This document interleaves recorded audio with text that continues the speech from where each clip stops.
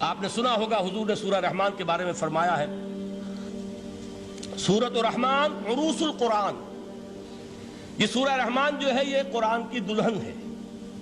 جیسے دلہن کو آپ خوشنما لباس پہناتے ہیں، آراستہ پیراستہ اس کو گہنے اور اس کو زیور پہناتے ہیں، تو جس طریقے سے سجاتے ہیں آپ دلہن کو، اللہ تعالیٰ نے ایک سورت قرآن مجید میں یہ ایسی رکھی ہے سورہ رحمان کہ اسے خوب سجایا ہے.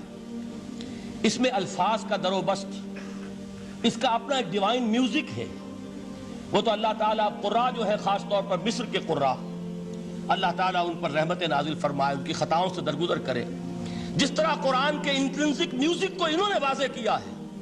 واقعہ یہ ہے کہ اگر یہ لوگ نہ ہوتے، شیخ عبد الباسط محمد عبد الصمد، شیخ محمود خلیل الحصری، یہ لوگ کہ جنہوں نے قرآن کے اس غنا، میوزک، یہ لفظ جو ہے آپ حیران نہ ہو کہ میں یہ کوئی شاید توہین کر رہا ہوں قرآن کی، حضور نے یہ لفظ استعمال کیا ہے.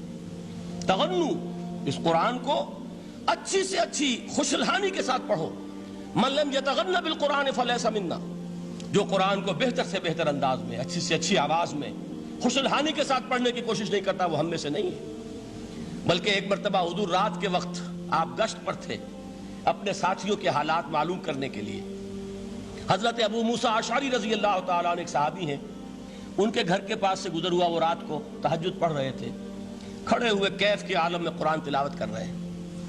حضور کو بہت پسند آئی ان کی قرات، کافی دیر تک وہاں کھڑے سنتے رہے. اب انہیں کیا پتا کون سن رہا ہے. بالکل اسی طرح سمجھ لیجئے ایک بات یاد آئی ہے. حضور فرماتے ہیں کہ جس طرح کان لگا کر اللہ قرآن کو سنتا ہے، کسی چیز کو نہیں سنتا. ہمیں نظر نہیں آتا نا، ہمیں معلوم نہیں. ہم قرآن پڑھ رہے ہیں تو سننے والا کون ہے؟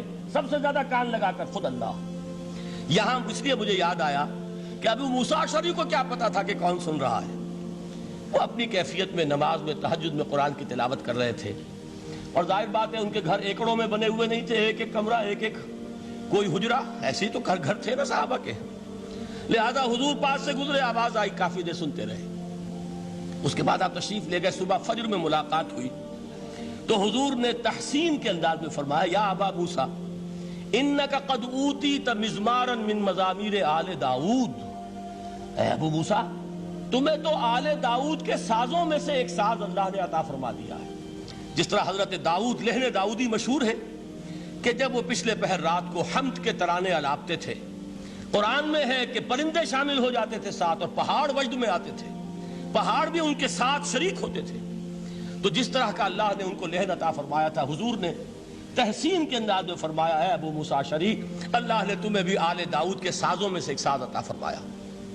بہرحال قرآن مجید کا جو یہ میوزک ہے، قرآن کے الفاظ کا جو حسن ہے، جہاں تک حسن معنوی ہے وہ تو ہر لفظ میں ہے، لیکن یہ حسن ظاہری، حسن صوتی، حسن لفظی، یہ اپنے کلائمیکس پر آپ کو نظر آئے گا سورہ رحمان میں. لیکن قرآن میں یہ سورت اس اعتبار سے بھی ممتاز ہے، اس کی 4 آیات پر ذرا توجہ کریں گے، عجیب حقائق سامنے آئیں گے. جہاں یہ قرآن مجید کے حسن صوت اور حسن لفظی کی معراج ہے، وہیں اس کی پہلی 4 آیات میں 4 چوٹی کی چیزوں کا ذکر ہے، سب سے اونچی چیزیں. پہلی آیت کیا ہے؟ الرحمن. ایک آیت ہو گئی. رحمان کیا ہے؟ اللہ کا نام ہے. کبھی آپ نے غور کیا اللہ کے ناموں میں سب سے پیارا نام کون سا ہوگا؟ رحمان. کیوں؟ اس کا مادہ کیا ہے؟ رحمت. ہمیں سب سے بڑھ کر جس چیز کی ضرورت ہے وہ کیا ہے؟ رحمت خداوندی. نام اچھی طرح سن لیجئے اس حضور کے قول کو.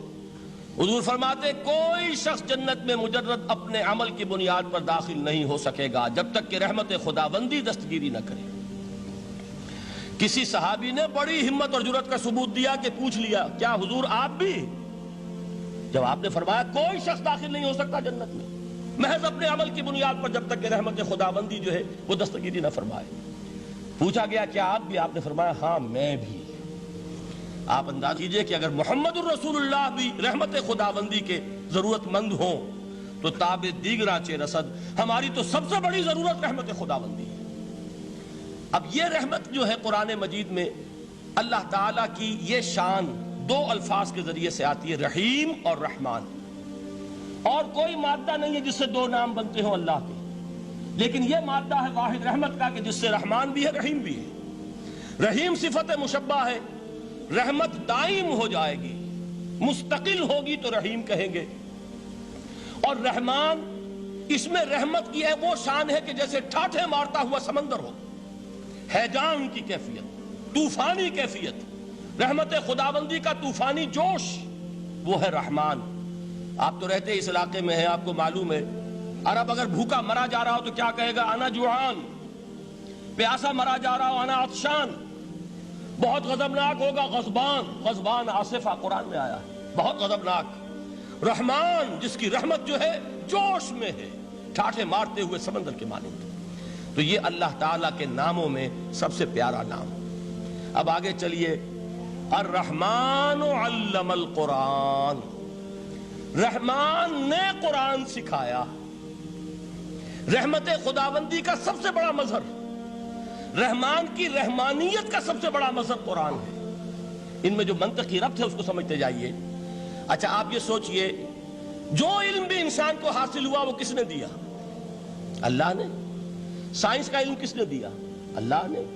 علم آدم الاسماء کلہا، وہ علم الاسماء جو حضرت آدم کو دے دیا گیا تھا ازل میں، یہ اسی کا ظہور ہے، یہ اسی کی ایکسفولیشن ہے جو ہو رہی ہے اور ہوتی رہے گی ابھی۔ اور دوسرے علم ہے وہ کس نے دی؟ اللہ نے دی۔ لا یحیطون بشیء من علمہ الا بما شاء، مخلوق میں سے کوئی اللہ کے علم میں سے کسی شے کا احاطہ نہیں کر سکتا مگر وہ جتنا اللہ دینا چاہے۔ لیکن یہ کہ تمام علوم میں چوٹی کا علم قرآن۔ نوٹ کرتے جائیے، اب چوٹی کی چیزیں جمع کیجیے۔ اللہ کے ناموں میں چوٹی کا نام رحمان، اللہ نے جو کچھ انسان کو سکھایا اس میں چوٹی کا علم قرآن۔ خلق الانسان، انسان کو پیدا فرمایا۔ سوال یہ کہ حیوانات کو کس نے پیدا فرمایا؟ آسمان کس نے پیدا کیے؟ زمین کس نے پیدا کی؟ فرشتے کس نے پیدا کیے؟ کیا مطلب خلق الانسان؟ اس کی تمام مخلوقات میں اس کا کلائمیکس، اس کی تخلیق کی معراج، اس کے تخلیق کا نقطہ عروج انسان ہے۔ یہ ہے کہ جو مسجود ملائک بنا ہے۔ وَلَقَدْ كَرَّمْنَا بَنِي آدَمَ وَحَمَلْنَاهُمْ فِي الْبَرِّ وَالْبَحْرِ وَرَزَقْنَاهُمْ مِنَ الطَّيِّبَاتِ وَفَضَّلْنَاهُمْ عَلَى كَثِيرٍ مِّمَّنْ خَلَقْنَا تَفْضِيلًا۔ تو تخلیق میں سب سے اونچی تخلیق انسان کی، علموں میں سب سے اونچا علم قرآن کا، اللہ کے ناموں میں سب سے اونچا نام رحمان۔